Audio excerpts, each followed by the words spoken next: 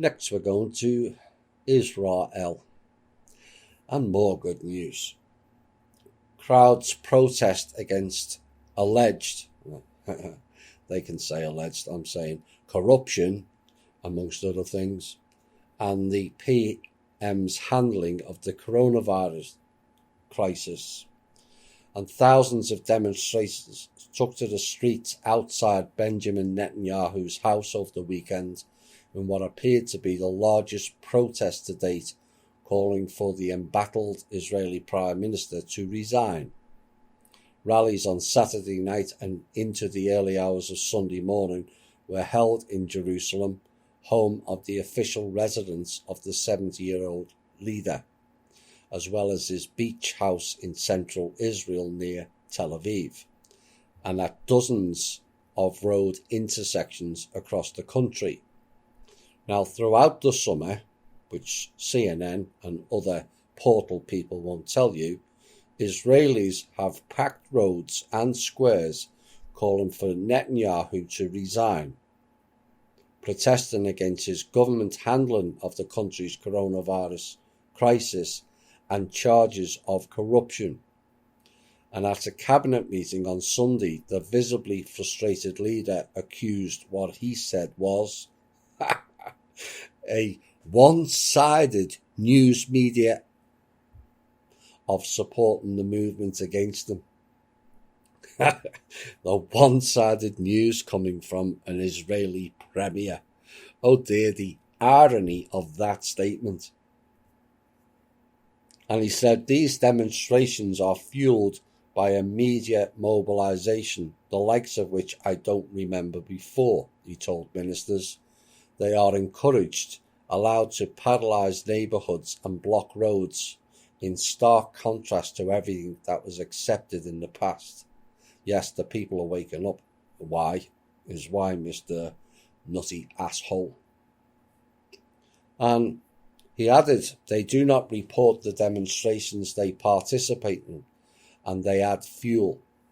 Now, later on Sunday, a Jerusalem court ruled that the Prime Minister's son, Yair, who is 28, must remove a tweet that was publishing the names, addresses and phone numbers of the protesters and call for people to demonstrate outside their homes. Nice chap. You don't like it, you see, when it's in the face. This is why I've called for the past number of years, of people to stand outside their front door and make their life uncomfortable for what they're doing. They're not used to it, and they can't handle it, and they do buckle. Now, the court also said he must refrain from harassing the protesters, some of whom said they had received threatening calls for the past 6 months. And he said, it turns out that in our democracy you aren't allowed to protest outside the homes of anarchists who have called for the Prime Minister's murder, Yair tweeted after the ruling. No, you need to find out what your dad's really been up to. Snake. And while Netanyahu has attempted to downplay and discredit the protest movement, thankfully it shows little sign of abating, with gatherings peaking at the start and end of the country's weekend on Thursdays and Saturdays. Now, the Hebrew media speculated that at least 10,000 people demonstrated in central Jerusalem on Saturday, although it was hard to gauge the true size of the protest at a normally busy intersection. And thousands of them marched through the streets waving Israeli flags and blowing on horns. Others held banners that said "Crime Minister" and "Go to prison."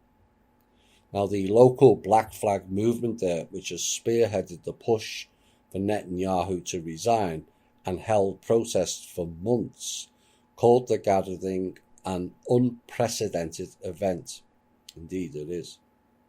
And in a statement it said that those who flooded into Jerusalem are not willing to accept a situation where a criminal defendant is crushing the dream upon which this country was established. Now, that last statement is where the Israeli people need to wake up. This is why this skullduggery goes on. So the country of Israel was established as a military base for attacks on neighbouring countries and to also loot their resources. Forget the Bible rhetoric, it's all BS. There was never a country called Israel, ever. Only a control-based house that came out of Egypt and previously India. But what pleases me more than most is the people there are waking up and fighting back. They've been used as pawns for far too long.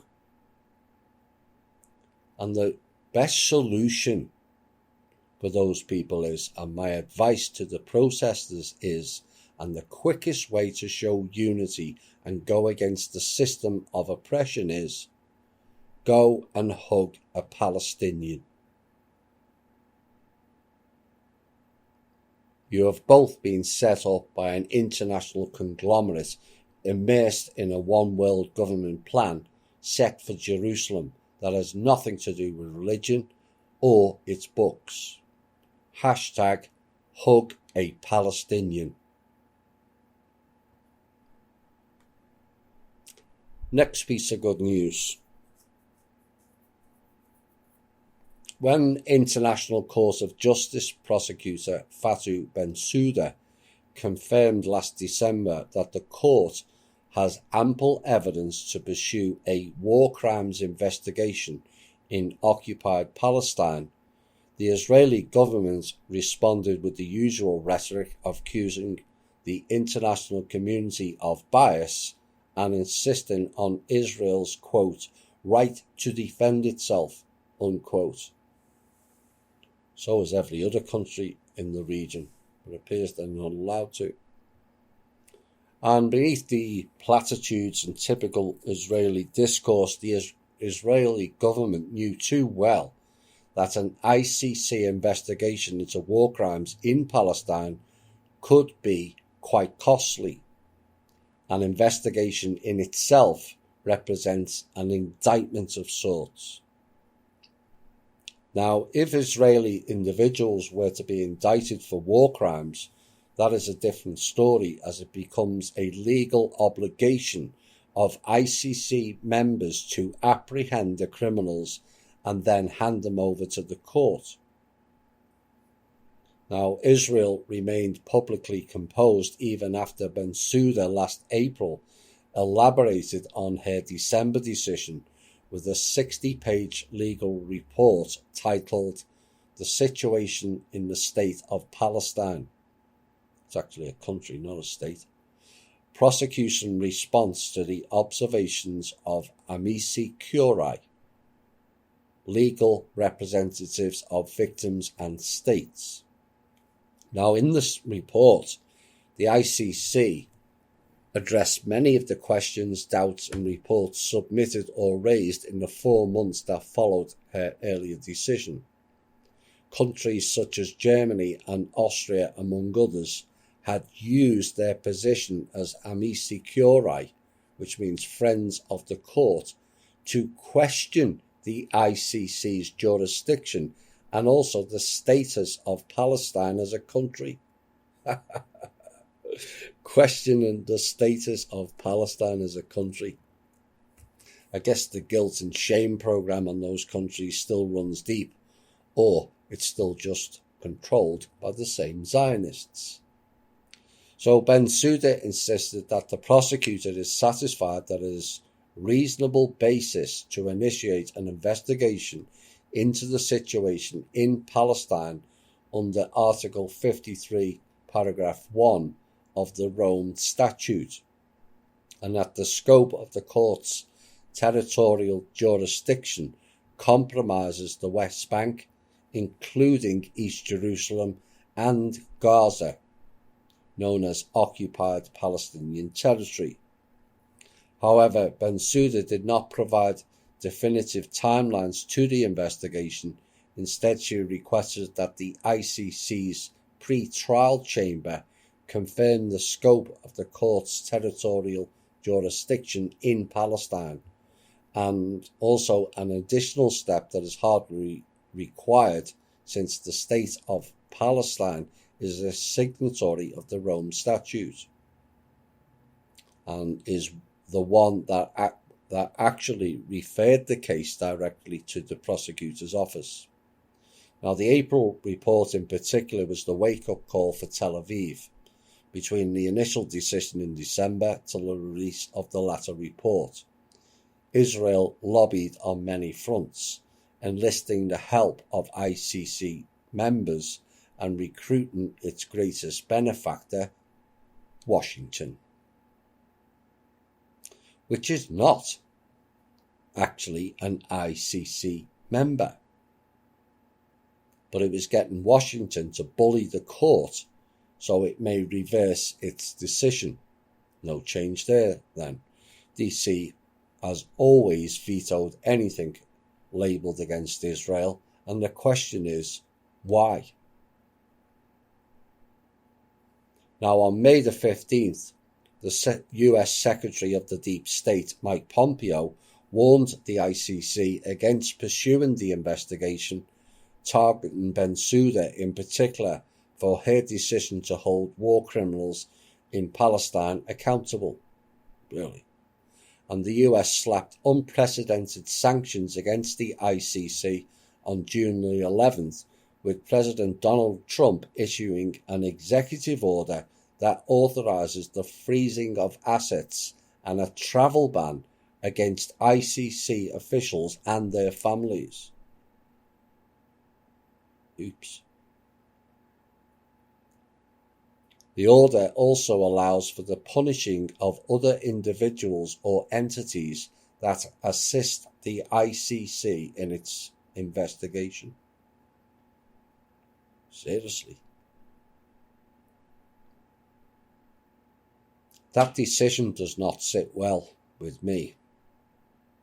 I don't think it sits well with anyone that listens to this show. And it doesn't sit well with the QAnons or the Trump supporters either. And it doesn't make the accusations go away that he's pro-Zionist with executive orders like that, denying due course. Now, Washington's decision to carry out punitive measures against the very court that was established for the sole purpose of holding war criminals accountable is both outrageous and abhorrent, and it also exposes Washington's hypocrisy. The country that claims to defend human rights is attempting to prevent legal accountability by those who have violated human rights. Now, upon its failure to halt the ICC legal procedures regarding its investigations of war crimes, Israel has begun to prepare for the worst. On July the 15th, the Israeli daily newspaper Haaretz reported about a secret list that was drawn up by the Israeli government. The list includes between 200 and 300 officials, ranging from politicians to military and also intelligence officials who are subject to arrest abroad, should the ICC officially open the war crimes investigation. Now, names begin at the top of the Israeli political pyramid, and amongst them are the Prime Minister Benjamin Netanyahu and his current coalition partner, Benny Gantz.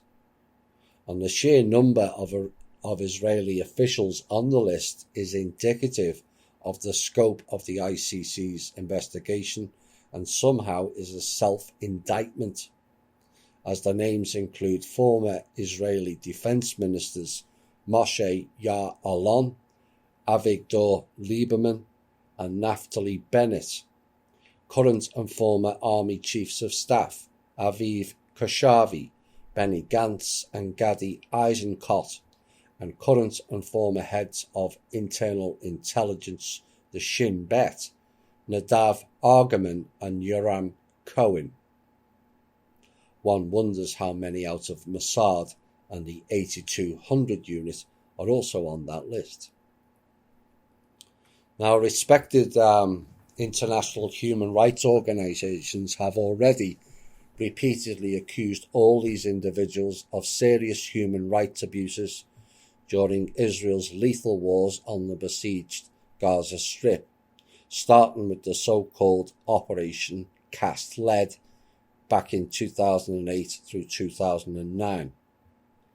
But what is fairly alarming is this list is actually far more extensive, as it covers people in much more junior positions, including lower-ranking military officers and perhaps even officials involved in issuing various types of permits to settlements and also settlement outposts.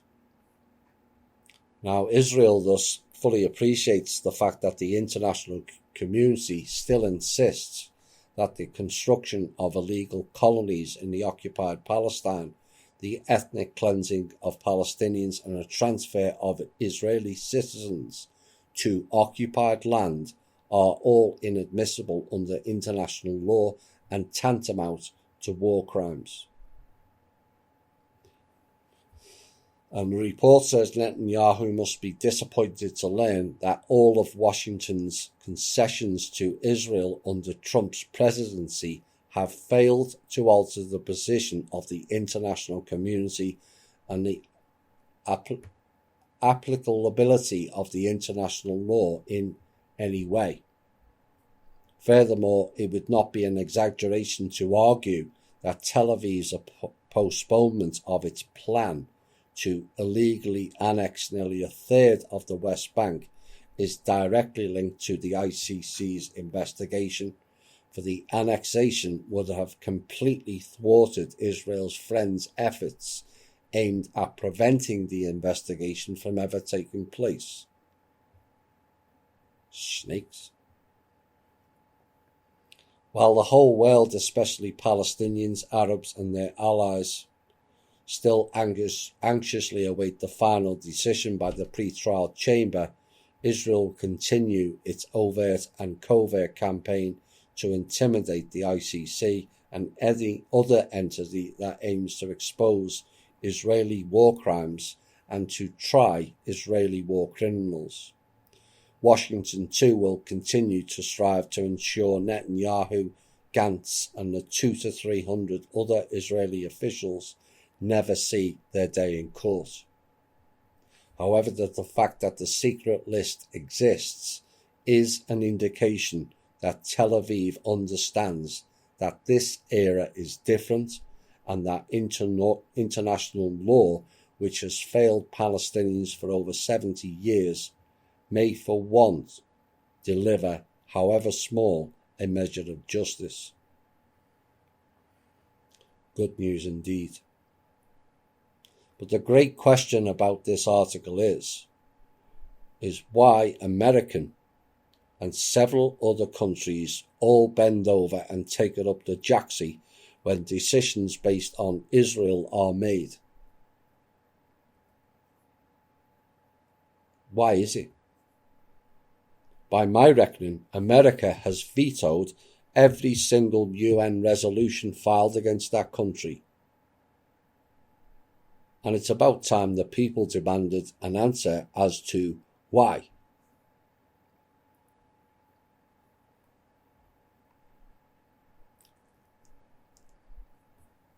I'm often asked my opinion on Trump, and I will always go on what I know in private and certain evidences now in the public arena. I give my opinion on what he's doing for and by the people, unlike most others on the internet who are immersed in faction-biased reporting, including at this stage the Q group. But I will be delighted to be proven wrong on that. But even if I went along with the Q plan, I will always raise concerns and questions when things don't appear to be benefiting we the people. That is the top and bottom line of this group. It's not connected to any organisation, former or current control-based systems and groups, and it operates solely as a platform for and by the people of all colours, cultures, countries, and even religions, despite my opinions on those programs. I will support anyone who is doing the right things for and by the people of any country. If not, I will say so, as a duty to the people. And to all the people who are fighting this global skullduggery, we thank you. To the ones sitting on the fence, it's time to honour this song.